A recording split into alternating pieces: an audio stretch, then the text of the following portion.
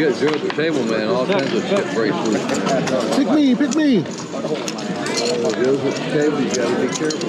Tons of shit breaks loose, baby. Greetings, humans, and welcome back. I'm Joey Pigtails, and this is episode number 9 of my poker vlog.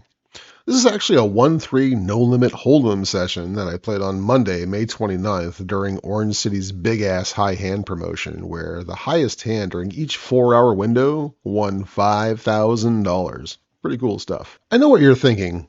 Hold'em? Really? Well, I was waiting for PLO, so might as well. I did end up at the PLO table, but I'm not including those hands in this vlog, as that hour and a half was rather traumatic, and we're better off not going over those hands, right? Right. I haven't played a lot of No Limit Hold'em cash in recent years, so I'm going to be asking you some questions about these spots, and I hope to get some really candid feedback. Anywho, stick around after the hands, as I'll be briefly talking about my tilt factors and feelings for cutting my session short on this day. A shout out to all of you who have subscribed so far. I see the momentum building, having surpassed 300 subscribers, and I'm very appreciative of the kind words and encouragement so far. Thank you all for supporting me on my journey. One more exciting announcement. I'm currently awaiting approval from MGM properties to be able to film at the tables, so there's a high probability that I'll be playing a tourney or cash game session at either Aria, MGM, or another one of their properties at some point over the next few weeks and producing a vlog for it. So anyway, let's go ahead and jump in.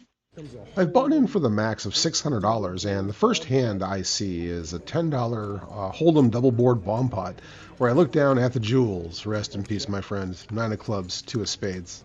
The top board is 8 of hearts, 7 of spades, 4 of clubs, and the bottom is Jack of clubs, 3 of spades, Ace of diamonds, and I have absolutely nothing here. The flop is checked around, and I somehow hit a pair on the turn for both boards, which is the 2 of hearts on top and the 9 of spades on the bottom. I'm still not going to be putting any money into this pot, though, so I end up folding when one of these guys bets $50, and we move forward. In the next hand, I look down at 7 of clubs, 6 of hearts in the big blind. There's an early position open at $15 and 3 calls before it gets to me. This is a fold most of the time, but I cover the table and I'm getting 5-1, so let's see a flop. And that flop comes 10 of spades, 7 of spades, 6 of clubs. I flopped bottom 2 pair here, which is strong, but 5 ways out of position, I'd prefer to check and flow and see how this develops. And everyone checks behind, so we see a turn of the 9 of spades. If I had to pick a card not to see, that would probably be it. I check, and surprisingly, it's checked around again. The river is the king of spades, bringing in 4 spades to this board, and it just doesn't seem like there's any way I could win here. Someone's got to have a spade, so surprisingly, again, it's all checked around, and as it turns out, it's really hard to make a pair and hold them, and my 2 pairs are going to win this. Oh, yeah! From the small blind, I look down at Jack of clubs, 8 of clubs. There's one limp to me, and this is probably an open in this configuration, but I'm out of position and decide to limp. The big blind, who has about $150, opens to 15, and both the limper and I make the call. We see a flop of Jack of hearts, 4 of hearts, 5 of diamonds, and I flop top pair, but you've heard me say this before, and I'm wondering how far the cash meta has evolved from checking and flow, but here we are again. Should we have a donk lead range here to include top pairs, or should we keep those in our check call or check raise ranges? Let me know what you think. I end up checking, and the big blind C bets $20. I don't waste any time calling to a turn card of the 6 of diamonds. I check again, and the big blind checks back pretty quickly, which usually means they don't have much. With a 9 of hearts on the river, it's time to value bet, but my opponent folds pretty quickly when I fire it out there. With an early position open of $15 from a larger stack and a call from the small blind, I look down at Queen of clubs, Queen of diamonds in the big blind and elect to 3-bet to $65. What do you all think about this sizing, given my position in the big blind and also having around 200 big blinds with the initial opener? Both players end up folding and I take this down, so maybe smaller? Give me your thoughts here. From middle position, I open a $15 over a couple of limps with ace of diamonds, 3 of diamonds, and get 3 calls to a flop of 5 of diamonds, 8 of clubs, 7 of spades. This flop should hit at least one of these guys pretty hard, so I check, and it ends up getting checked around to a turn of the jack of spades. It's checked around again to a river of the 8 of diamonds, and we all check again, and another player made a pair of 7s to win this. Looking back, I probably should have delayed c-bet the turn when checked to, as it probably would have worked. What do you guys think here? I think the flop is just, it's too coordinated multi-way to make that c-bet on the flop, so let me know what you think. With an early position open at $10 and 2 calls, I call on the button with jack of hearts, 9 of hearts, as does one of the blinds. Would you 3-bet this hand? We see a flop of 8 of clubs, 2 of spades, 4 of diamonds, and it's checked around to me. I suppose I could bet this, but shouldn't someone have something they'll stick around with?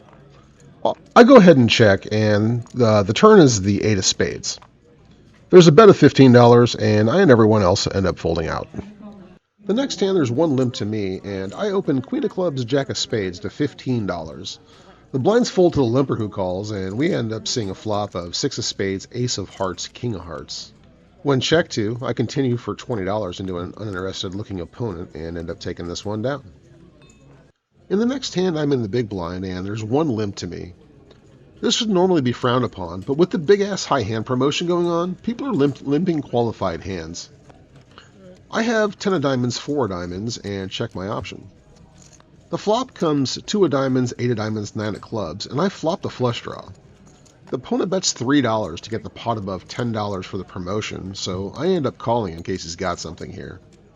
The turn is the jack of spades, giving me a straight draw with my flush draw, and I go ahead and check to see a bet of $10. I go ahead and call here, although I'm feeling like I should probably actually raise this, but whatever. I go ahead and call, and the river ends up bricking for me with the 8 of hearts. After we both check, the villain shows a 10 of clubs, 10 of hearts, and he ends up taking this one down. After seeing 2 limps, I look down at 6 of diamonds, 6 of hearts, and open to $15. I end up with 3 callers to a flop of 4 clubs, queen of hearts, 6 of spades. I flop second set on a relatively dry board, so when checked to, I bet $25 hoping for multiple calls, but only get 1. When checked to on a turn of the 7 of clubs, it's time to target my opponent's $150 stack on the river by betting larger now, so I bet $55 hoping he has a queen and doesn't want to fold. Unfortunately, he lets it go, and I take this one down. So, there were not a lot of complicated spots in this session, but it was quite refreshing to jump into a hold'em game and get a feel for the environment again.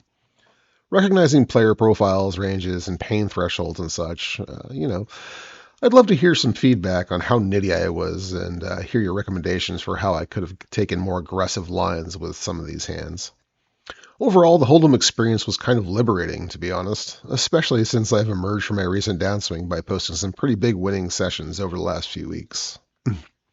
I originally intended to play all day for the promotion, but while at PLO, I found myself losing some hands where I had an incredibly high amount of equity both pre and post flop, which has been sort of the story during my downswing over the last couple of months. To add on to this, I recognized as soon as I sat in the must-move game that the main game was absolutely horrid, and these big hands that I had lost had happened over at that main game. After the last big hand I lost, I just sat there for a minute or two contemplating my options. I had more buy-ins in my pocket, so I could have gotten back into the game, but looking around, I just didn't seem like this is a game where I could get any traction and be profitable. And I also realized that my trip to the WSOP was coming up and I had preparations to complete, so I just didn't feel like sitting in the card room grinding PLO right then. Being conscious of these emotions is extremely important. If I'd stayed, I may have continued to make questionable decisions and lose my momentum going into Vegas, and I'm not having that. So I called it a day, went to the house where I hung out with my son Matthew and annoyed him with corny dad jokes while training on the SnapShove app, watching poker streams, and slowly preparing for the trip. I'll be flying out to Vegas the morning of Friday, June 2nd, with plans to play the Mystery Bounty on Saturday and a slew of other events. If you're out there and see me, say hello. If you aren't out there and want to keep up with what's happening, go ahead and follow me on Twitter at @JoeyPigtails and keep an eye out for more videos. I'll probably make at least one while I'm out there. Anywho, thank you all for tuning in. You know the deal. Like, subscribe, and leave me a comment. I'm Joey Pigtails, and I am transparent, reminding you to be a good human. I'll see you all out in Vegas. Bye!